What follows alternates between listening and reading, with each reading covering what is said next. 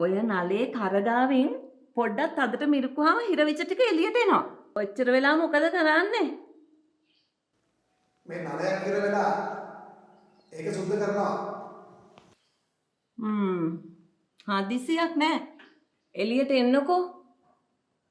මාත් ඉතින් අවුරුදු ගාණක් ඔය නලේ සුද්ධ කරනවානේ. ඇයි?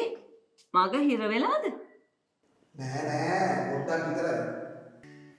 මං ඇතුළට ඇවිල්ලා ඔය නලේ සුද්ධ කරන්නද නැත්නම් ඔයා එළියට එනවද? නෑ. ඔයා එන්න එපා.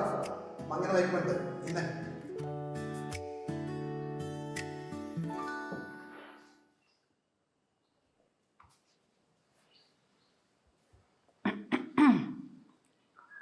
මේ අද ළමයි දෙන්නම ගෙදර නැහැ. ඉතින් කියන්නේ රෑට ඉතින් සද්දපත් ඇහෙනවනේ. ඔව් ඉතින් දවල්ට ටීවී කරා අයියෙන් දාගන්න පුළුවන් නේද?